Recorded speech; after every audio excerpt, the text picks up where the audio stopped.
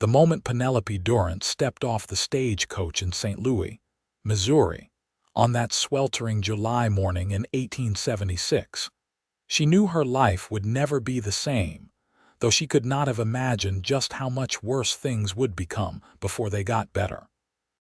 She clutched her worn carpetbag against her chest, the fabric faded from years of travel, and surveyed the dusty Main Street with eyes that had seen too much sorrow for someone barely 22 years old. The other passengers hurried past her without a second glance, eager to reach their destinations, leaving her standing alone in the oppressive heat. Penelope had come to St. Louis seeking refuge and a fresh start after the scandal that had destroyed her life back in Philadelphia.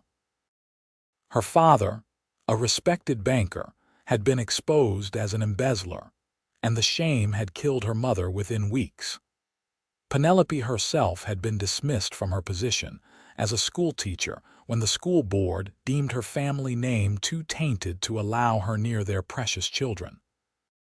With no family left and no prospects, she had scraped together enough money for a westward ticket, hoping distance might grant her anonymity. She found a boarding house on the edge of town, a weathered two-story building run by a sharp-eyed widow named Mrs. Callahan. The room was small and sparse, containing only a narrow bed, a washstand, and a single chair, but Penelope paid for 2 weeks in advance with money she could ill afford to spend. "You have people here?" Mrs. Callahan asked, her tone suspicious as she counted the coins. "Not yet," Penelope replied carefully. "I am hoping to find employment as a seamstress or perhaps help in a shop."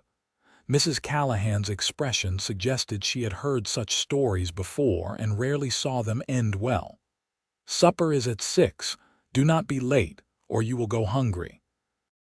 For the first few days, Penelope wandered the town, inquiring at every establishment that might need help. The general store did not need anyone. The hotel had just hired a new girl. The restaurant owner took one look at her threadbare dress and assumed she was destitute, which was not far from the truth, and told her to try the saloons if she was desperate. She was desperate, but not that desperate. Not yet. The turning point came on her 5th day in St. Louis. Penelope was leaving the milliner's shop, having been politely but firmly rejected, when she nearly collided with a tall woman in an elaborate purple dress. The woman stumbled, and Penelope reached out instinctively to steady her. "Watch where you are going." The woman snapped, jerking away from Penelope's touch. She was perhaps 30, with carefully styled blonde hair and a face that might have been pretty if not twisted with irritation. "I apologize, truly," Penelope said quickly. "I was not watching my step." The woman's eyes narrowed as she examined Penelope more closely. "You are new here. I have not seen you before." "I arrived less than a week ago. I am Penelope Durant."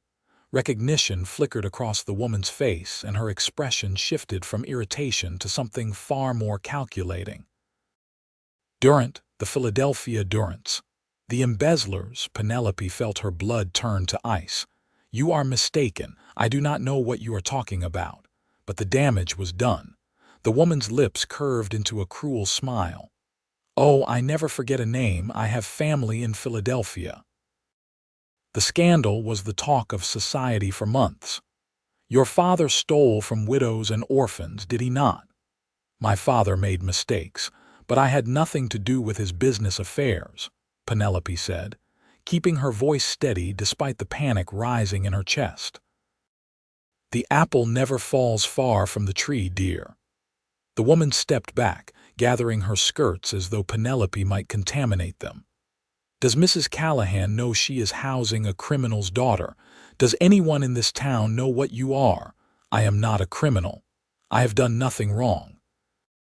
"Your very existence is wrong," the woman said coldly. "Mark my words, Miss Durant, if that is even your real name, this town will know exactly who you are by sunset." The woman was as good as her word. By evening, whispers followed Penelope wherever she walked. By the next morning, Mrs. Callahan informed her that she would need to find new lodgings by the end of the week. The other boarders had complained, and Mrs. Callahan could not afford to lose paying customers over one troublesome girl. "I have paid through next week," Penelope protested, "and I am refunding your money, Mrs. Callahan said, pressing coins into Penelope's palm. "I am sorry, miss, truly, but I cannot have you here. You understand." Penelope did not understand, but she had no choice but to accept the situation. She gathered her meager belongings and found herself once again standing in the street with nowhere to go.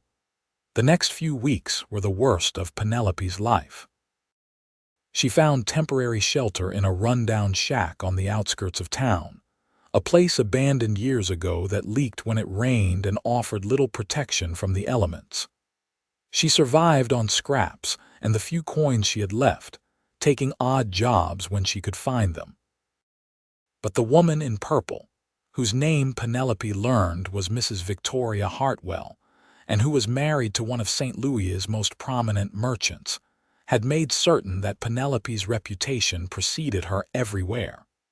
Women pulled their children away when Penelope walked past.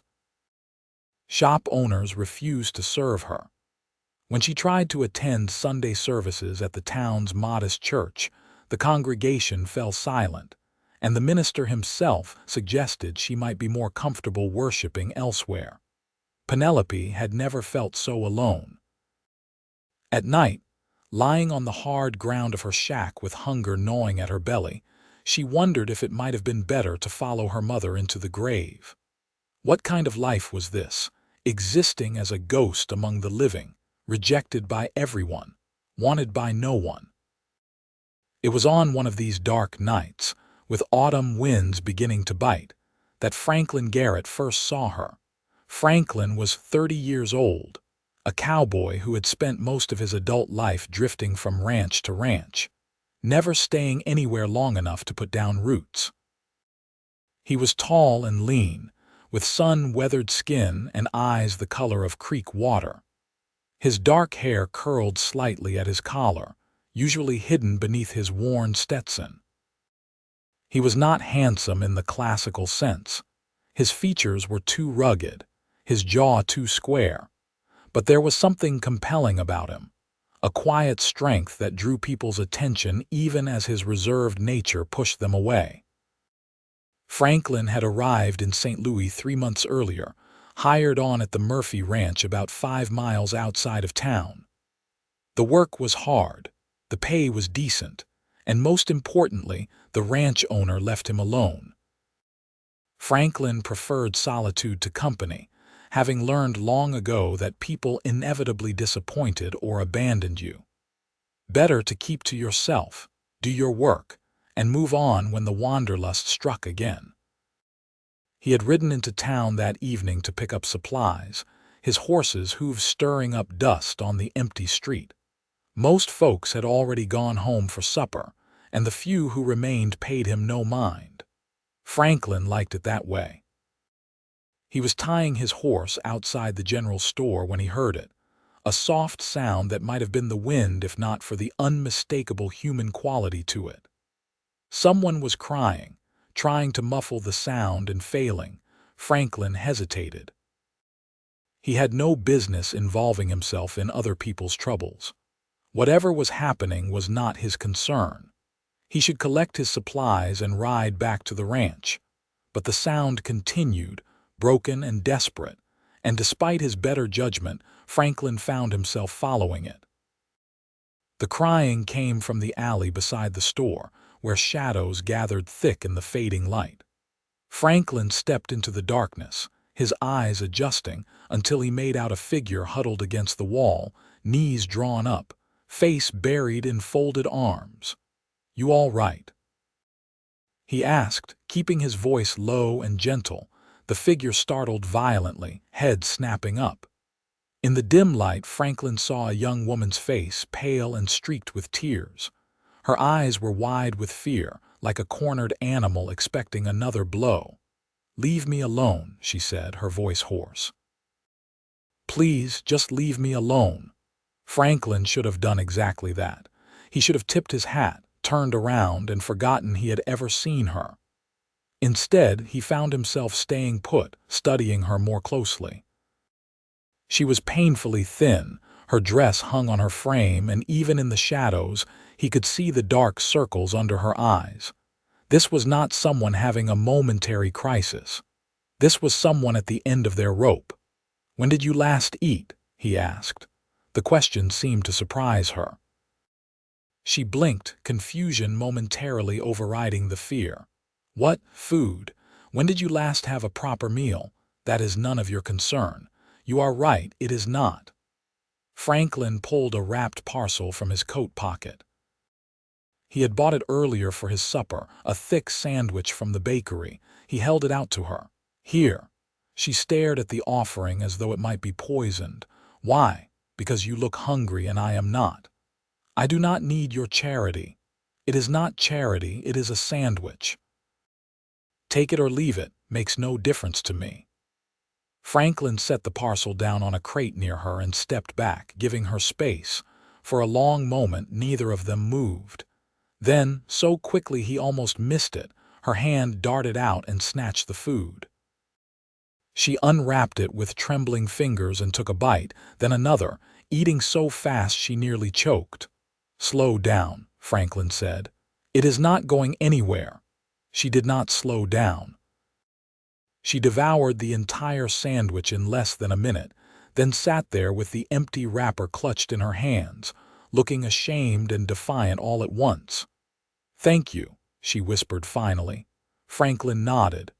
"You have somewhere to sleep tonight." Her silence was answer enough. "There is a boarding house on Elm Street." "I know." "They will not have me." Something in the way she said it made Franklin's jaw tighten. "Why not?" "Because I am Penelope Durant and I am not welcome anywhere in this town." She said it matter-of-factly, as though stating the weather, but Franklin heard the ocean of pain beneath those words. He had heard the name Durant before, whispered in the general store and the saloon. The embezzler's daughter, the tainted woman. St. Louis loved its gossip, and Penelope Durant had become their favorite subject. The cautionary tale mothers told their daughters about what happened when you came from bad blood. Franklin had paid the rumors little mind. He had no interest in the town's social dramas. But seeing her here, starving and alone in an alley, made something stir in his chest that he had thought long dead. "You cannot stay here," he said. "I have nowhere else to go." Franklin made a decision that would change both their lives. There is an old line shack on the Murphy property about a mile from the main ranch. Nobody uses it anymore. It is not much, but it has a roof and a stove. Penelope looked up at him, her eyes searching his face for the trap, the cruel joke. "Why would you help me?" "Because somebody should." The words came out rougher than he intended, edged with old anger at a world that could be so casually vicious. "You do not even know me. Do not need to. The townspeople will tell you terrible things about me, about my family. I do not much care what townspeople say." Penelope stood slowly, unsteadily, as though testing whether her legs would hold her. She was shorter than he had first thought, the top of her head barely reaching his shoulder. "I cannot pay you. Did not ask you to. Why are you doing this?" Franklin met her eyes, and for the first time in years he answered honestly. "Because I know what it is like to be alone." Something shifted in her expression, a crack in the armor of fear and suspicion. "What is your name?" "Franklin Garrett." "Franklin." She tested the name, then nodded slowly. "All right." He brought his horse around and helped her mount, noting how light she was, practically weightless. She sat stiffly in the saddle, clearly unused to riding, but she did not complain as they left town under the cover of growing darkness. The ride to the Murphy ranch took nearly an hour. Penelope did not speak, and Franklin did not push her. The night was clear, stars emerging like scattered diamonds, and the only sounds were hoofbeats and the distant call of an owl. The lined shack appeared in the moonlight, a small rough structure that had seen better days but was still standing. Franklin dismounted and helped Penelope down, then pushed open the door. Mice scattered at their entrance, and dust coated every surface, but the roof looked sound and the old stove appeared functional. "It needs work," Franklin said, looking around with a critical eye. "It is perfect," Penelope said softly, and when he glanced at her, he saw tears on her cheeks again. But these were different. These were tears of relief. Franklin lit the lantern he found on the shelf, illuminating the space more fully. There was a cot against one wall, a table with 2 chairs, some shelves, and the stove. Basic but livable.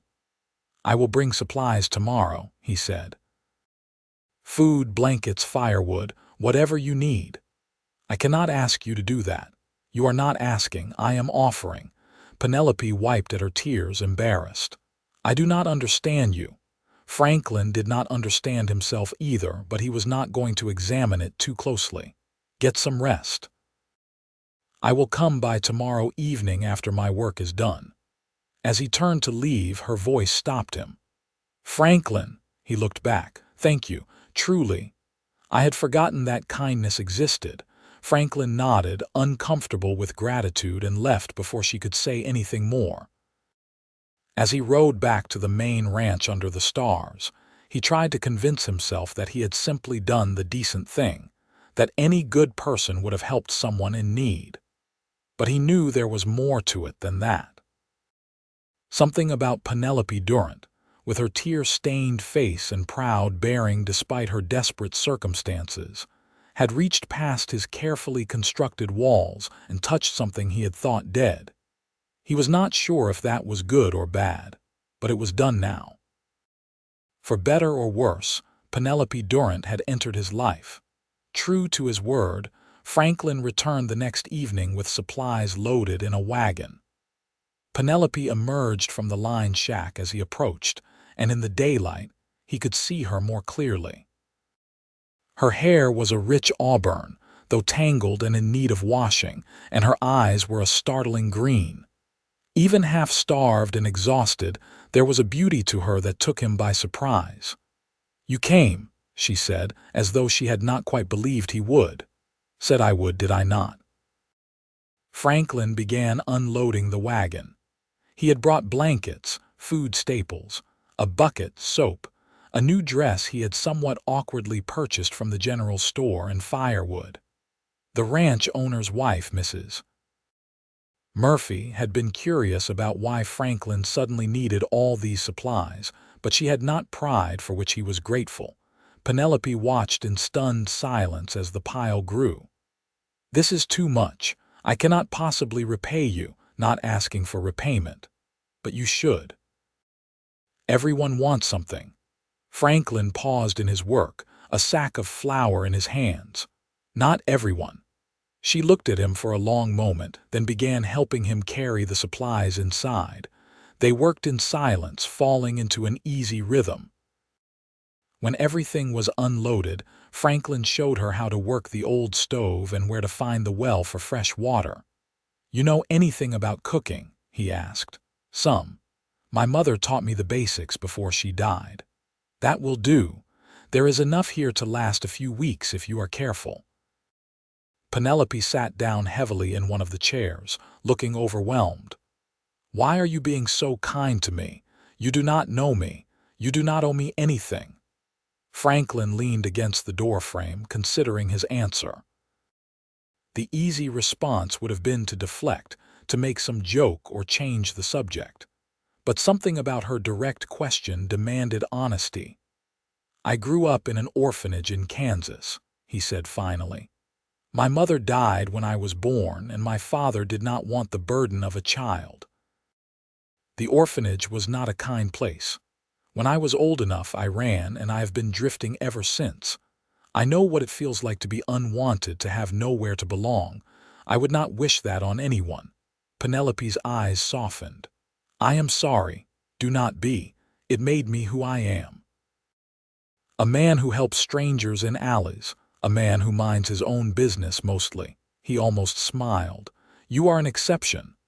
I am glad for it." She hesitated, then asked, "Will you tell me why they hate me so much?" "The townspeople." Franklin sat down in the other chair. "You know why. Your father's scandal. But I did nothing wrong. I was not involved in his business. I did not even know what he was doing until the authorities came. How is that fair?" "It is not fair. Most things are not. That is a bleak view of the world. That is an honest view of the world." Penelope was quiet for a moment, then said, "You are different from anyone I have ever met. Is that good or bad? I have not decided yet." Franklin did smile then, just a slight curve of his lips. "Fair enough." Over the following weeks, Franklin fell into a routine. He would work at the ranch during the day, tending cattle and mending fences, then ride to the line shack in the evenings. Sometimes he brought fresh supplies, sometimes just his company. Slowly, Penelope began to look healthier. Color returned to her cheeks, and she gained back some of the weight she had lost. She cleaned the line shack from top to bottom, making it as comfortable as possible with what she had. They talked during those evening visits, sharing stories and thoughts in a way that felt natural despite how different their lives had been. Penelope told him about growing up in Philadelphia, about her love of books and her dream of becoming a teacher. She spoke of her mother with fondness and her father with complicated grief, unable to hate him despite what he had done. Franklin talked about his years of drifting, the ranches and towns he had passed through, never staying long enough to form attachments. He told her about sleeping under the stars and the freedom of the open range, but also the loneliness that came with never belonging anywhere. "You never want to settle down?" Penelope asked one evening as they sat outside the line shack, watching the sunset paint the sky in shades of orange and pink. "I have never had a reason to," Franklin said. "What would you need? A reason, I mean." He glanced at her, at the way the fading light caught in her auburn hair and made her eyes look almost luminous. "I do not rightly know." But that was a lie. He was beginning to know exactly what it would take, and it scared him more than he wanted to admit. Franklin was falling in love with Penelope Durant, and he had no idea what to do about it. It was not something he had planned or wanted. Love was a complication, a vulnerability he had spent his entire adult life avoiding, but there was no fighting it. Every time he rode toward the line shack, his heart beat a little faster. Every time she smiled at him, rare and precious as gold, something in his chest loosened. Every time he said goodbye and rode back to the ranch, it got a little harder to leave.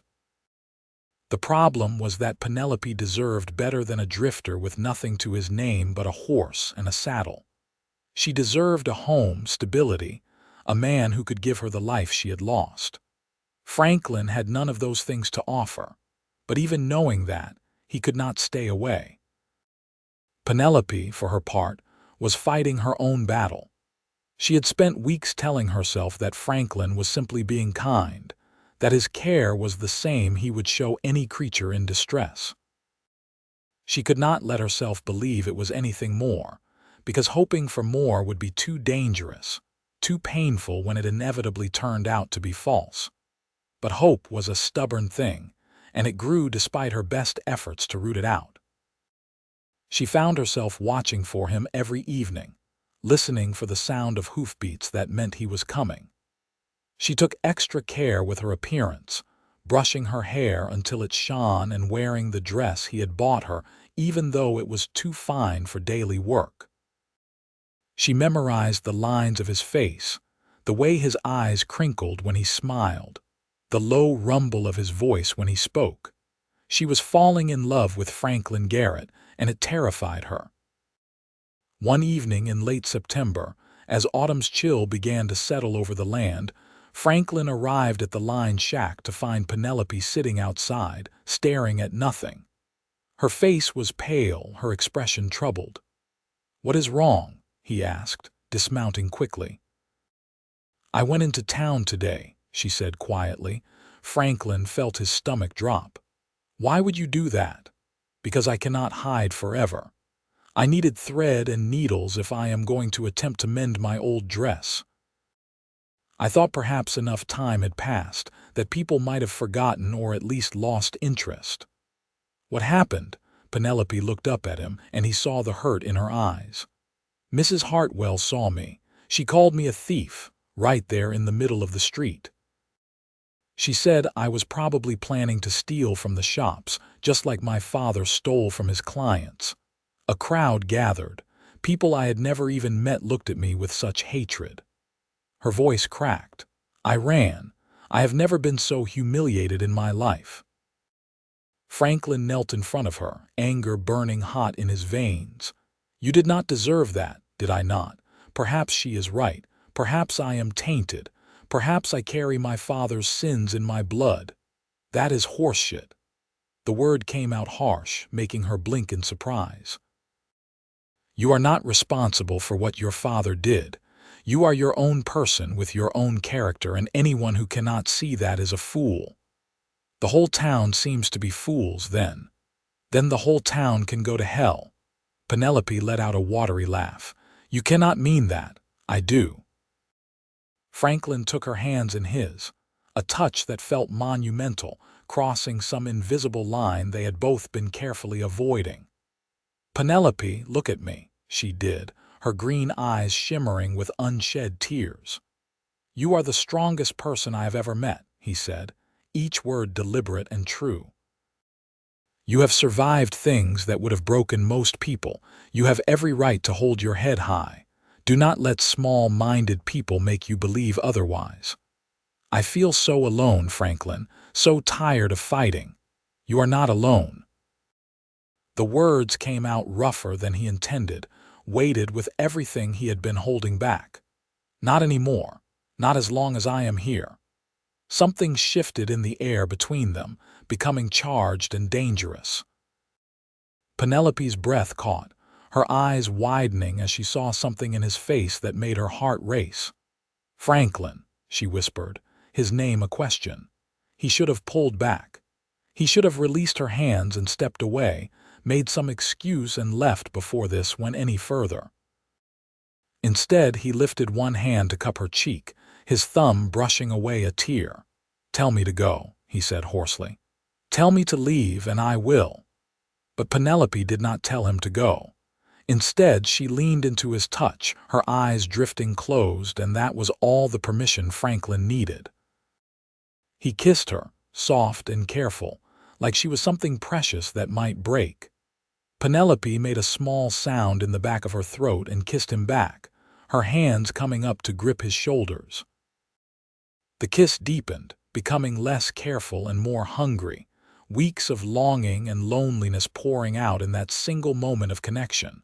When they finally pulled apart, both breathing hard, Franklin rested his forehead against hers. "I should not have done that," he said. "I am glad you did." "Penelope, I have nothing to offer you. I am just a cowboy with no money, no land, no prospects. I do not care about any of that. You should." She pulled back enough to look him in the eye. "Why?" "Because I am supposed to want a man with a big house and a respectable name. Look where respectability got my family. My father was one of the most respected men in Philadelphia, and he was a criminal. You are worth 10 of him. You do not know that. I do. I know it because you helped me when you had no reason to. I know it because you have been kind without expecting anything in return. I know it because when you look at me, you see me, not my father's mistakes." She touched his face, mirroring his earlier gesture. "I know it because I love you, Franklin Garrett." The words hit him like a physical blow. He stared at her, stunned into silence. "You do not have to say it back," Penelope continued, her voice trembling but determined. "I know this is complicated and probably foolish, but I cannot keep pretending. I love you. I think I have loved you since that first night in the alley when you gave me your supper." Franklin felt something crack open inside him, all the walls he had built over 30 years crumbling in an instant. "I love you too," he said, the words foreign on his tongue but utterly true. "God help me, I love you so much it scares me." Penelope's smile was radiant. "Do not be scared. Too late for that." She laughed and kissed him again, and this time there was joy in it, bright and uncomplicated. When they finally went inside the lined shack, it was together, hands clasped, two lonely souls who had found each other in the wilderness. They talked late into the night, making plans and sharing dreams.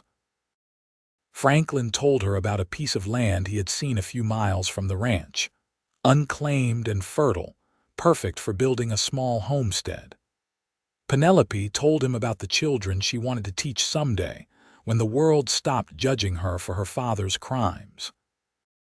They spoke of impossibilities as though they were certainties, and for the first time in both their lives, the future looked bright. But reality had a way of intruding on even the most beautiful moments. Franklin knew he could not keep Penelope hidden forever. The lined shack was a temporary solution, and winter was coming. She would need better shelter, more resources. He needed to find a way to make this work, to give her the life she deserved. The opportunity came from an unexpected source. Mr. Murphy, the ranch owner, called Franklin into his office one October morning.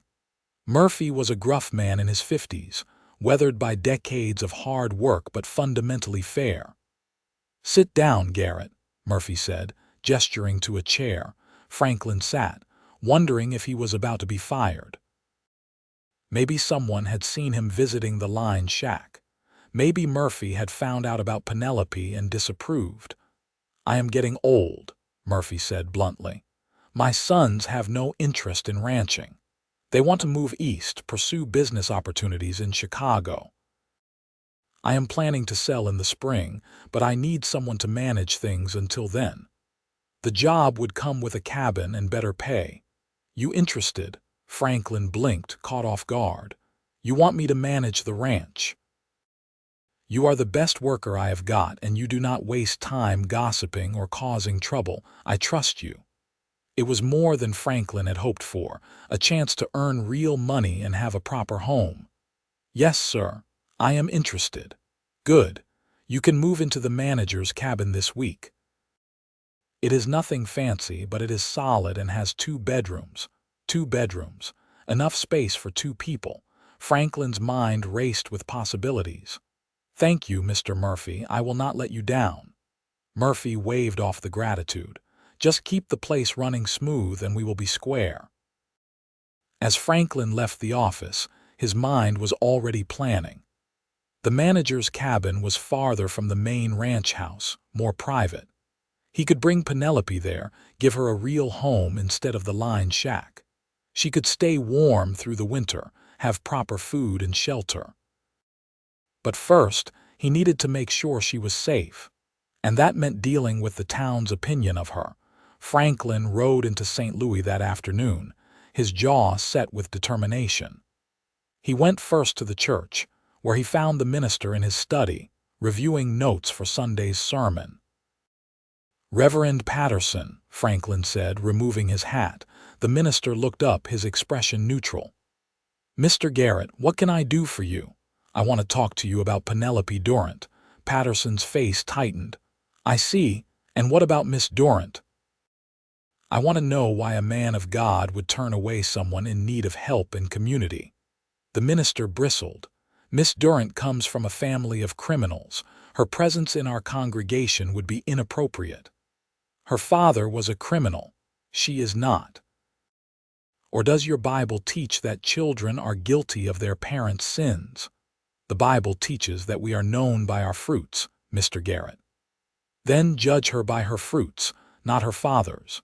She has done nothing wrong except have the misfortune of being born to the wrong man." Patterson stood, his voice hardening. "I understand you have taken an interest in Miss Durant, and while Christian charity is admirable, you should be cautious about the company you keep. A man is judged by his associations. Then I suppose I am in good company." Franklin put his hat back on. "Thank you for your time, Reverend. You have made your position clear." He left the church, his anger simmering. Next, he went to the general store where he found Mrs. Hartwell holding court with several other prominent women of the town. Their conversation died as Franklin entered. "Mrs. Hartwell," Franklin said, his tone carefully polite. "Mr. Garrett." Her voice was cool. "How may we help you? I am here to tell you to leave Penelope Durant alone." The women exchanged glances. Mrs. Hartwell's eyebrows rose. "Excuse me, you heard me. Stop spreading rumors about her. Stop treating her like a criminal. She has done nothing to deserve your cruelty." Mrs. Hartwell's face flushed with indignation. "How dare you speak to me in such a manner? I will have you know that Miss Durant is exactly the sort of person we do not want in this town." "Why?" "Because her father made mistakes. By that logic, half this town should be run out. I know for a fact that your husband's business partner served time for fraud 5 years ago, but I do not see you shunning him." Mrs. Hartwell's face went white, then red. "That is different." "How is it different?" "It just is. Mr. Garrett, if you continue to associate with that woman, you will find yourself equally unwelcome in polite society." Franklin leaned against the counter, his expression hard. "Lady, I have never been welcome in polite society, and I have never wanted to be. But here is what is going to happen. You are going to stop harassing Penelope. You are going to let her live in peace. Because if you do not, I am going to make it my personal mission to tell everyone in this town every piece of ugly gossip I have ever heard about every single one of you. And working at the ranch, delivering supplies, sitting in the saloon, I hear plenty." The threat hung in the air, ugly but effective. Mrs. Hartwell's mouth opened and closed like a fish. "Are we clear?" Franklin asked. "You cannot speak to us this way," one of the other women sputtered. "I just did." Franklin tipped his hat with mock courtesy. "Ladies, have a pleasant day." He walked out, aware of the shocked whispers erupting behind him. He had probably just made himself a pariah, but he found he did not care. Let them gossip. Let them judge. Penelope was worth more than all their good opinions combined. When Franklin reached the line shack that evening, Penelope was waiting outside, clearly agitated. "What did you do?" she asked before he had even dismounted. "What do you mean?" A boy from the ranch came by earlier. "He said the whole town is talking about how you threatened Mrs. Hartwell and the minister." Franklin swung down from his horse. "I did not threaten anyone. I just had some honest conversations." "Franklin, you cannot do this. You cannot make yourself an outcast for me. Too late. Already done. This is not a joke. These people have power. They can make your life miserable. They can try." He took her hands, pulling her close. "Penelope, I do not care what they think. I care about you. But your job, your reputation. My job is secure. Murphy promoted me to ranch manager today.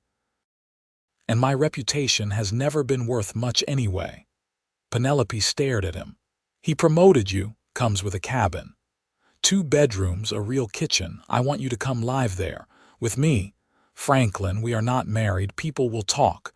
People already talk. At least this way you will be warm and safe through the winter." He paused, then said carefully, "Unless you want to get married, then people really could not say much." Penelope went very still. "Are you proposing?" Franklin realized he was, in the most awkward way possible. "I suppose I am.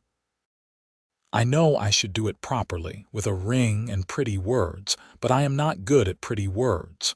All I can tell you is that I love you, and I want to spend the rest of my life with you if you will have me." "You really mean it?" "I have never meant anything more in my life." Penelope threw her arms around his neck, laughing and crying at the same time. "Yes, yes, of course I will marry you." Franklin held her tight, breathing in the scent of her hair, feeling the warmth of her body against his. In that moment, he understood what people meant when they talked about coming home. Home was not a place. It was a person. It was this woman in his arms who had somehow made him believe in love despite every reason not to. They were married 3 days later by a traveling judge who happened to be passing through and cared more about his fee than the bride's family history.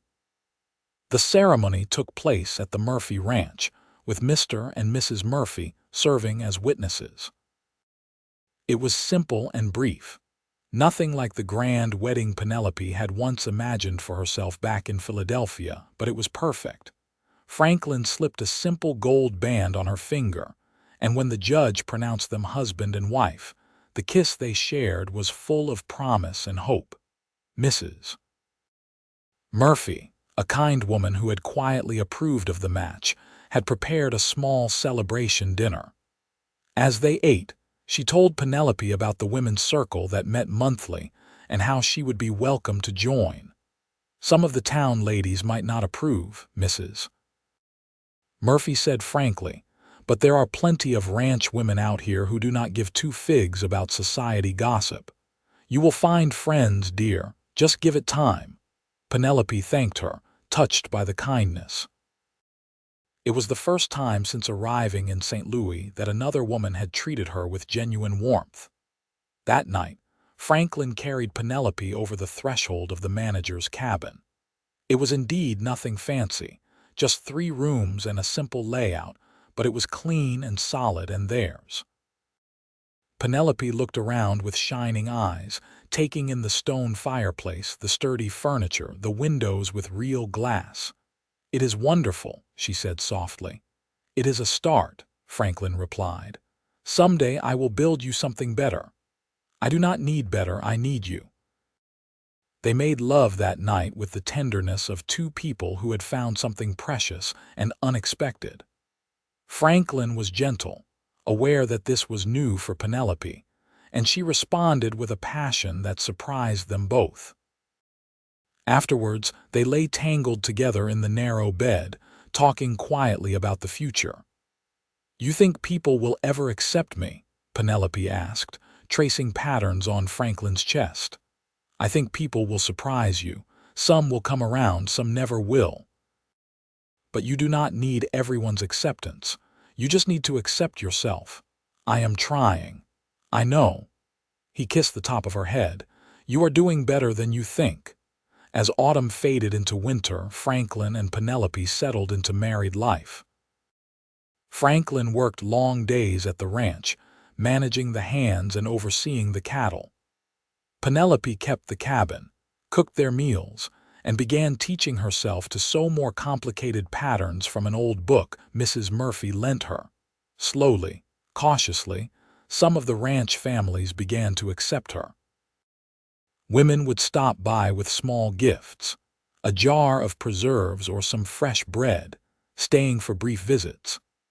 They were curious about this woman who had captured the heart of the notoriously solitary Franklin Garrett, and most found themselves charmed by her intelligence and gentle manner.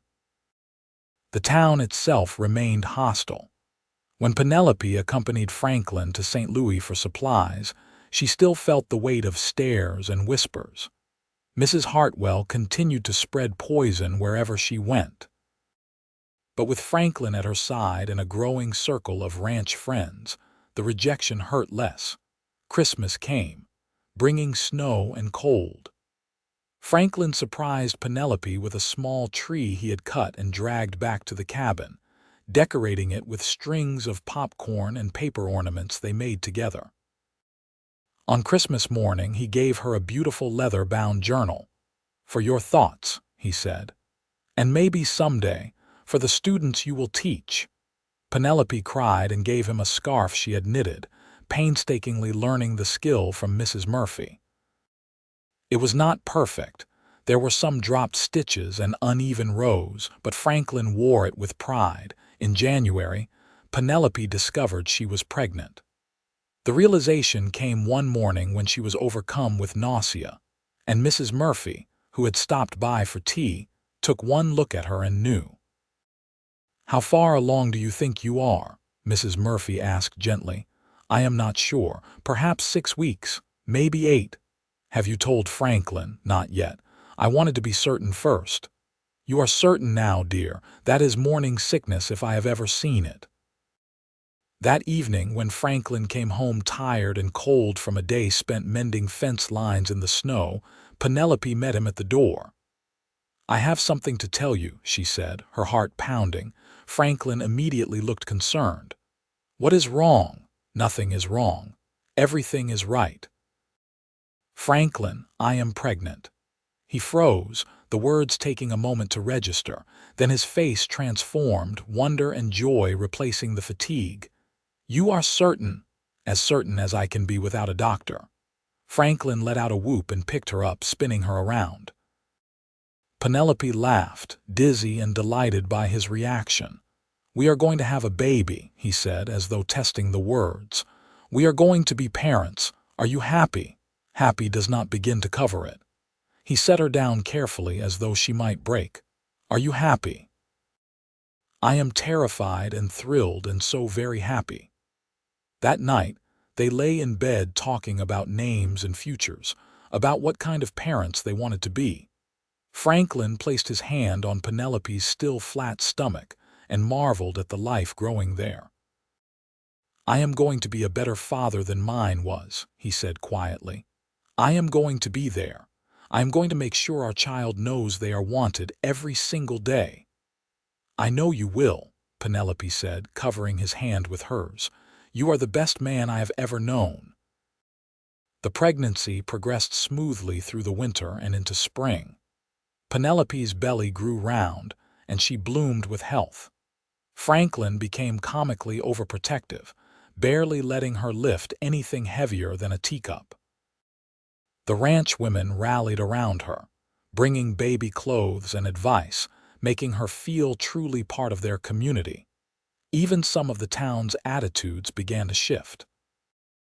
When people saw Franklin and Penelope together, saw the obvious love between them and the way Franklin had become a respected figure at the ranch, it became harder to maintain the narrative of Penelope as some sort of villain. Slowly, grudgingly, a few of the shopkeepers began to serve her without hostility. The blacksmith's wife invited her to a quilting circle. Mrs. Hartwell, however, remained implacably opposed. She spread rumors that the baby would be born cursed, that Penelope was trapping Franklin with a pregnancy, that she was no better than a common prostitute. But her voice was becoming increasingly isolated, her venom falling on skeptical ears. In August, when the heat lay heavy over the land, Penelope went into labor. Franklin rode like hell to fetch the midwife, Mrs. Patterson, who was ironically the minister's wife and a kind woman despite her husband's rigidity. The labor was long and difficult, lasting through the night and into the next morning. Franklin paced outside the bedroom, forbidden from entering, nearly mad with worry. Every cry of pain from Penelope cut through him like a knife. He prayed to a God he was not sure he believed in, making bargains and promises if only both Penelope and the baby would be all right. Finally, just as dawn was breaking, he heard the most beautiful sound in the world, a baby's cry, strong and angry.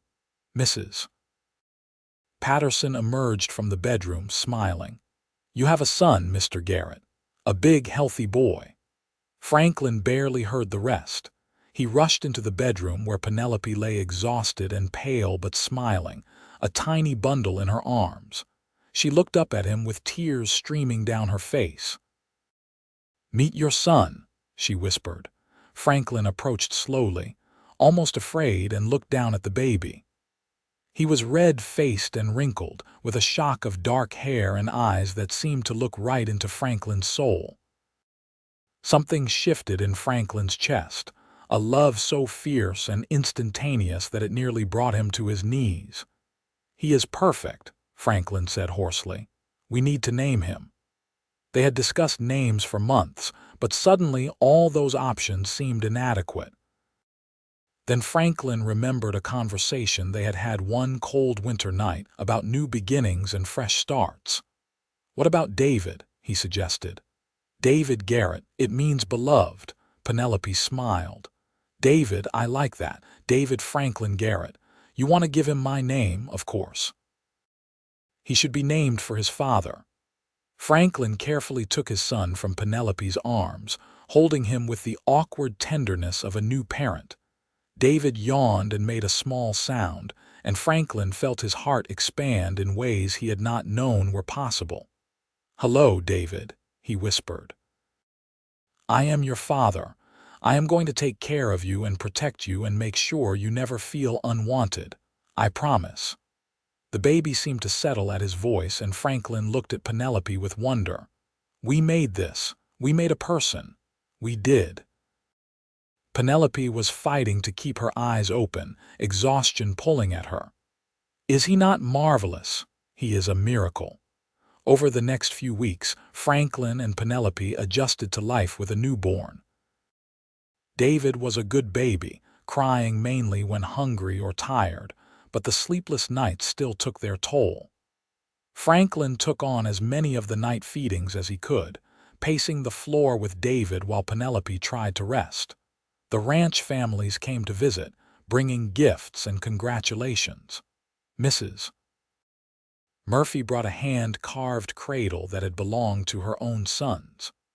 Other women brought blankets and clothes and jars of food to help the new parents, even some townspeople unbent enough to acknowledge the baby.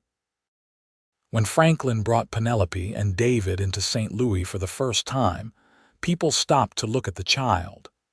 Babies had a way of softening hearts, and David was an exceptionally beautiful baby. But the real turning point came in September. A fire broke out at the orphanage on the edge of town, started by a faulty stove. The building was old and dry, and it went up fast. By the time people realized what was happening, the children inside were in serious danger. Franklin and Penelope were in town that day, shopping for supplies. When they heard the commotion, they ran toward the smoke with everyone else. The sight that greeted them was horrific. Flames engulfing the building, children screaming inside, the caretakers frantically trying to get everyone out. Without thinking, Franklin thrust David into Penelope's arms and ran toward the burning building. Men were already forming a bucket brigade, but it was clear the fire was spreading too fast. Children were trapped on the second floor, too scared to jump. Franklin grabbed a ladder and propped it against the building, climbing up despite the heat and smoke. He reached the second-floor window and started pulling children out, passing them down to other men on the ground. The smoke was choking, the heat unbearable, but Franklin kept going back. Penelope, watching with her heart in her throat, saw a small girl appear at another window crying for help. Without hesitating, she handed David to Mrs. Murphy, who had appeared beside her, and grabbed another ladder. She propped it against the building and climbed up despite the protests of the men around her. "Penelope, no," Franklin shouted when he saw her, but she was already at the window, reaching for the little girl. The child was maybe 5 years old, too terrified to move.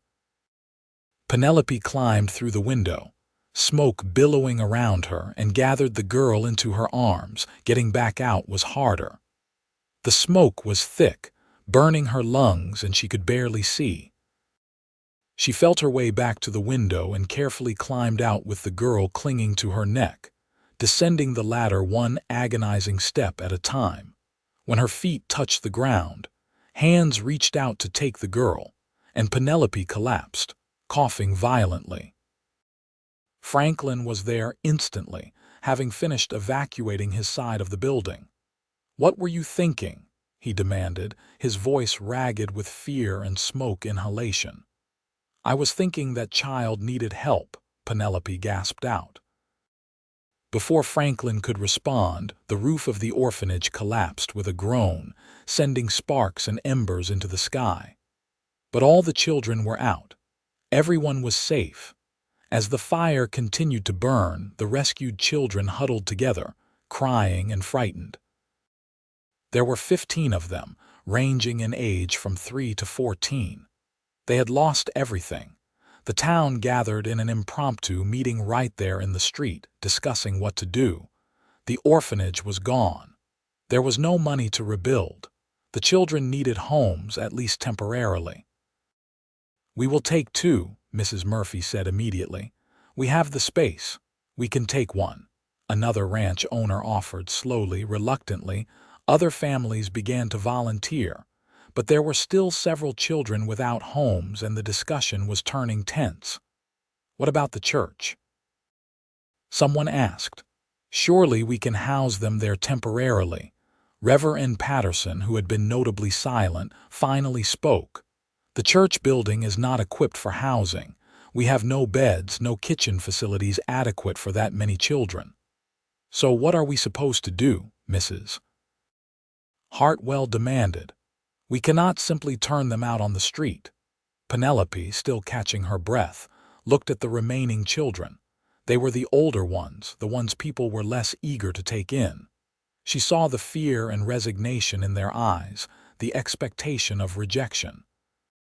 She knew that look. She had worn it herself not so long ago.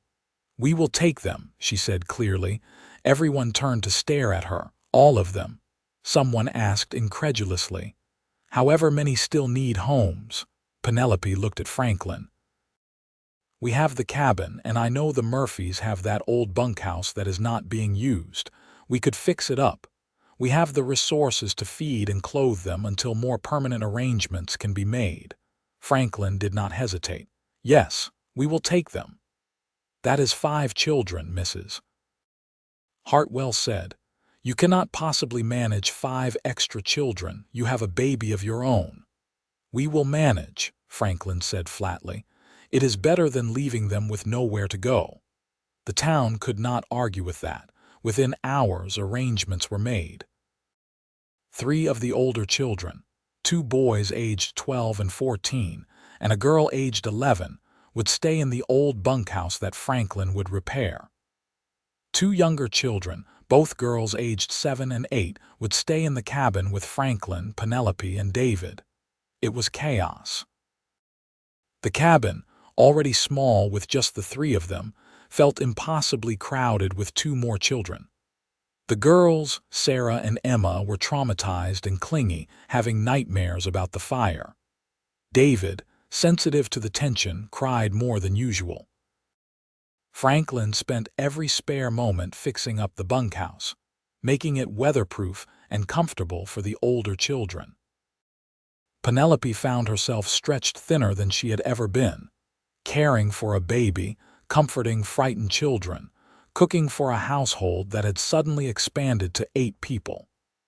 There were days she wanted to cry from exhaustion, days she wondered if they had taken on too much. But there were also moments of unexpected joy. Sarah's first tentative smile when Penelope braided her hair. Emma's delighted laughter when Franklin carved her a small wooden horse. The way the older children, initially sullen and suspicious, began to open up during evening meals, sharing stories and jokes. The town watched this unfold with growing respect. Here was Franklin Garrett, the loner cowboy, suddenly a father figure to 6 children. Here was Penelope Durant, the woman they had shunned, giving her time and resources to care for orphans. Mrs. Murphy spread the word about what Penelope and Franklin were doing, and soon donations started arriving. Clothes for the children, blankets, food supplies. The blacksmith made new beds for the bunkhouse free of charge. The general store owner, who had once refused to serve Penelope, personally delivered a crate of supplies with a gruff apology. Even Reverend Patterson came by, hat literally in hand. "I owe you an apology, Mrs. Garrett," he said stiffly. "I judged you unfairly. Your actions have proven your character far better than any words could." Penelope, tired and covered in flour from baking, simply nodded. "Thank you, Reverend. If you and your husband would be willing, I would be honored to have you attend services this Sunday." "We will think about it," Franklin said, appearing in the doorway. His tone made it clear what his thoughts on the matter were. After the minister left, Penelope looked at Franklin. "You did not have to be so cold. He does not get to reject you for months and then act like everything is fine just because you did something heroic. But he apologized. An apology does not undo the hurt he caused." Penelope touched his face gently. "No, but forgiveness has to start somewhere. I do not want to carry anger forever. It is too heavy." Franklin sighed, pulling her close. "You are a better person than I am." "I am not. I just want peace." They attended church that Sunday, all 8 of them. It made quite a sight. Franklin and Penelope walking in with 6 children in tow, plus baby David in Penelope's arms. The congregation watched, and there was a moment of tense silence before Mrs. Murphy stood and waved them over to sit with her family. Others followed her lead, nodding greetings, making space. When Reverend Patterson began his sermon, it was about charity and judging others. It was a not particularly subtle message, but it was needed. After the service, several women approached Penelope, offering help with the children. Mrs. Hartwell was notably absent, but her power over the town's opinion was clearly waning. Over the following months, the temporary arrangement became more permanent. The orphan children thrived under Franklin and Penelope's care. The older boys found work at the ranch, learning cowboy skills from Franklin. The girl, Lucy, showed a talent for sewing and spent hours with Penelope, learning the craft. Sarah and Emma became like little sisters to David, doting on him endlessly. Families were eventually found for most of the children. Sarah was adopted by a childless couple who ran the bakery. Emma went to live with her aunt, who had finally been located in Kansas City. The 2 older boys decided to stay on as ranch hands, effectively becoming part of Franklin and Penelope's extended family. Lucy, who had no living relatives, asked if she could stay permanently. "We would be honored," Penelope told her, tears in her eyes. By the spring of 1878, Franklin and Penelope's household consisted of themselves, David and Lucy. It felt right, this strange family they had built from loneliness and circumstance. Franklin had saved enough money to buy that piece of land he had mentioned years ago. With help from the Murphy ranch hands and some of the townsmen, he built a proper house, bigger than the cabin, with enough bedrooms for everyone. It had a wide porch and large windows, and Penelope loved it immediately. On the day they moved in, Franklin carried her over the threshold again, making her laugh. "You did that when we moved into the cabin," she said. "This is different. This is our real home, one we will live in for the rest of our lives. You are not going to drift anymore." "How can I drift when I have found exactly where I belong?" Penelope kissed him, deep and loving. "I love you, Franklin Garrett. I love you too, Penelope Garrett. Always have, always will." As they stood on the porch of their new home, watching David toddle around the yard and Lucy hanging curtains in her new bedroom window, Penelope marveled at how far they had come. 2 years ago, she had been starving in an alley, convinced she had no future. Now she had a husband she adored, children who filled her life with purpose, and a community that had slowly learned to accept her. The town's opinion had indeed shifted.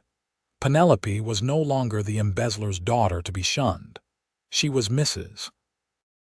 Garrett, the woman who had run into a burning building to save a child, who had taken in orphans without hesitation, who had proven through actions rather than words that she was a person of character. Even Mrs. Hartwell had eventually backed down, though she never quite managed a full apology. She simply stopped spreading rumors and began greeting Penelope with stiff nods when they encountered each other in town. Franklin's reputation had grown as well. From a drifter with no prospects, he had become one of the most respected men in the area. When Mr. Murphy finally sold the ranch in the spring of 1878, The new owner specifically asked Franklin to stay on as foreman, with an even better salary. Their life settled into a comfortable rhythm.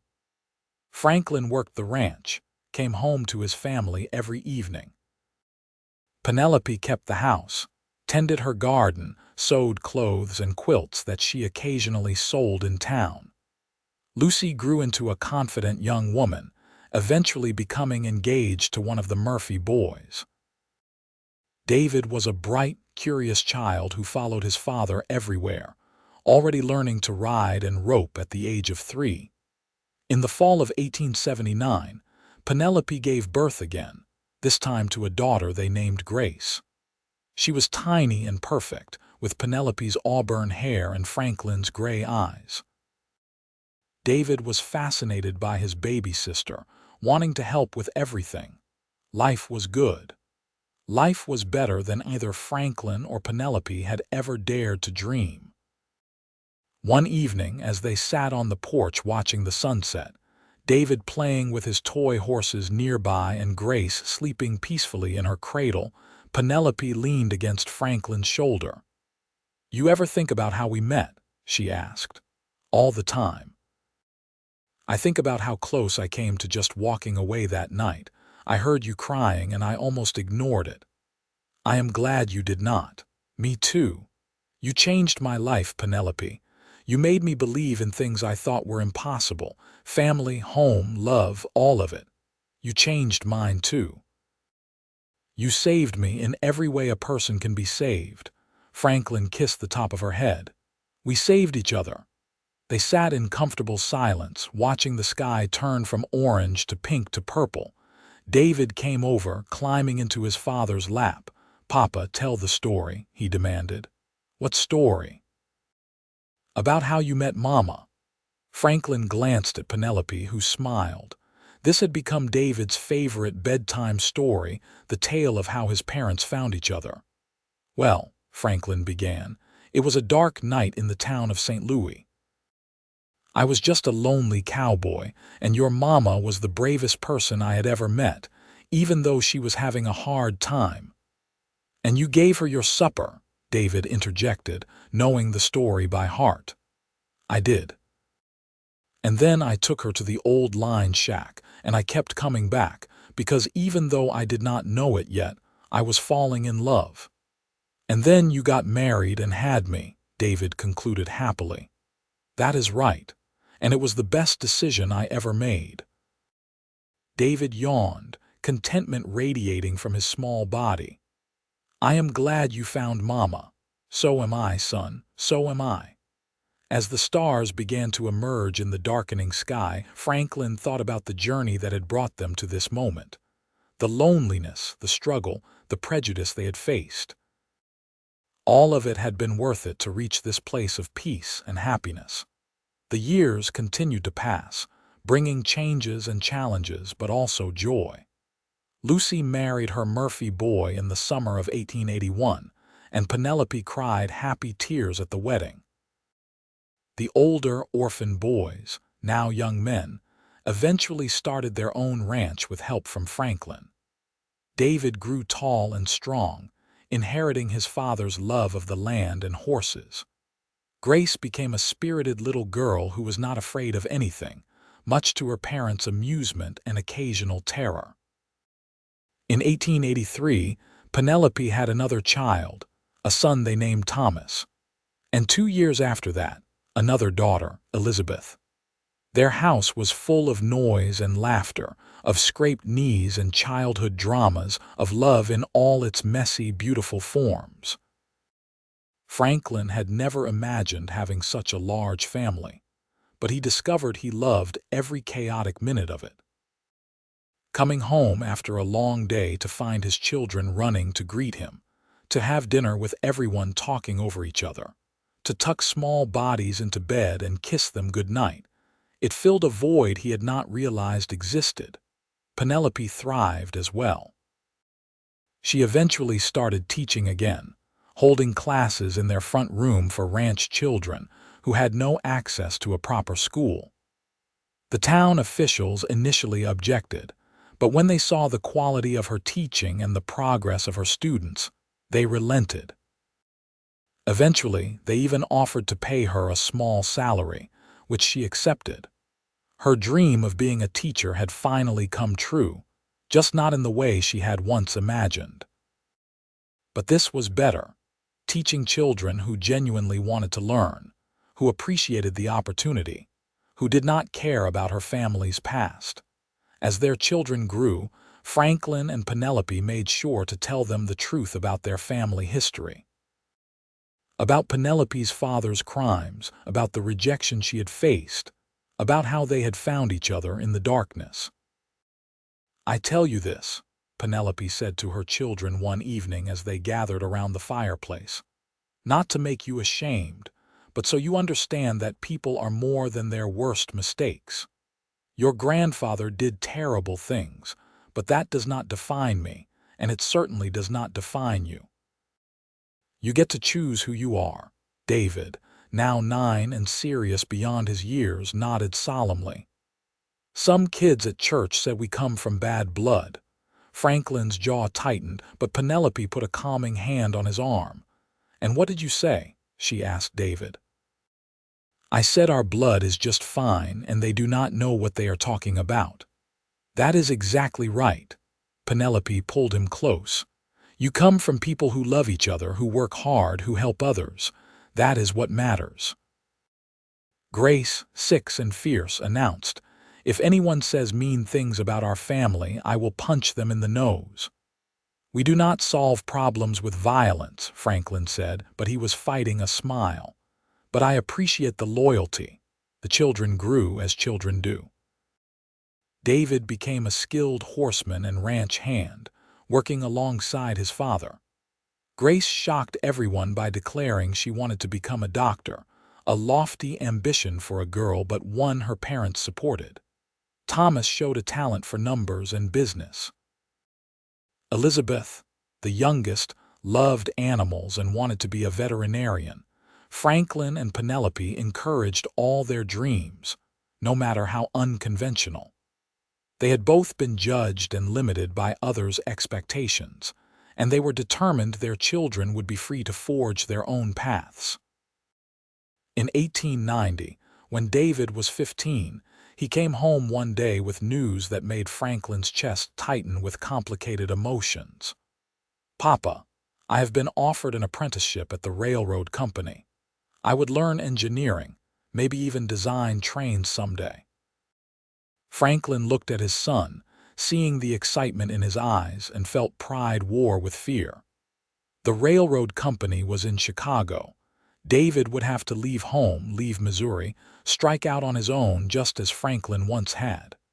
"That is a tremendous opportunity," Franklin said carefully. "Is it what you want?" "I think so, but I do not want to disappoint you. I know you hoped I would take over the ranch someday." Franklin pulled David into a rough hug. "You could never disappoint me. I want you to follow your own path, son. Do not make my choices, make yours."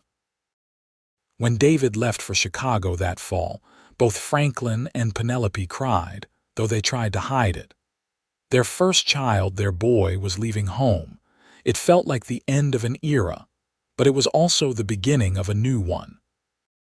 David wrote regularly, sending letters full of enthusiasm about his work and life in the big city. He eventually met a young woman named Catherine, a schoolteacher, and brought her home to meet the family. Franklin and Penelope liked her immediately, seeing in her some of the same strength and determination that had drawn them to each other. David and Catherine married in 1894, in a ceremony held at Franklin and Penelope's home. The house was packed with family and friends, all the people whose lives had been touched by this family story. As Franklin watched his son exchange vows, he thought about that night in the alley so many years ago, when he had given a starving woman his sandwich. That one small act of kindness had led to all of this. Love, family, a legacy that would continue long after he was gone. Penelope must have been thinking something similar because she squeezed his hand and whispered, "Look what we built. Look what you built." Franklin replied. I just followed your lead. We built it together. The years continued their relentless march. Grace did indeed become a doctor, one of the first female physicians in Missouri. Thomas opened a general store that quickly became the most successful in the county. Elizabeth married a rancher and had 5 children of her own. Franklin and Penelope grew older together, their hair turning gray, their faces weathering like the land they loved. But their love only deepened, becoming richer and more complex with each passing year. On their 30th wedding anniversary in 1906, their children and grandchildren gathered for a massive celebration. The house and yard were full of people, spanning 3 generations, all connected by the love between one lonely cowboy and one shunned woman. Franklin stood on the porch, watching the chaos, and felt overwhelmed by gratitude. He was 56 now, his body bearing the marks of a lifetime of hard work, but he had never been happier. Penelope joined him, slipping her hand into his as naturally as breathing. She was 52, still beautiful in his eyes, though she laughed when he told her so. "We did all right, did we not?" she said. "We did more than all right. We did something amazing." It did not feel amazing at the time. It felt like we were just surviving day by day. Maybe that is what amazing is, just surviving and choosing to love anyway. Penelope rested her head on his shoulder, the gesture as familiar as coming home. "I love you, Franklin Garrett, more today than yesterday, less than tomorrow. That does not make mathematical sense." She laughed, the sound still bright and young despite the years. "Since when do you care about mathematics, fair point?" He wrapped his arm around her waist. "I love you too, more than words can say." They stood together, watching their family, their legacy, and neither of them mentioned the fear that had been growing lately. Franklin's health had been declining, subtle but undeniable. He tired more easily, sometimes had trouble catching his breath. He had not told Penelope how bad it was getting, not wanting to worry her, but he suspected she knew anyway. "Whatever happens," he said quietly, "I want you to know that these 30 years with you have been the best of my life. I was nobody and nothing before you. You gave me purpose, family, love. Everything good in my life came from you." Penelope looked up at him, eyes bright with tears. "Franklin Garrett, do not you dare talk like you are going somewhere. We have years left together." "I know, but just in case I wanted you to know. I have always known, just as you have always known how much you mean to me." She touched his face gently. "You were never nobody. You were always somebody.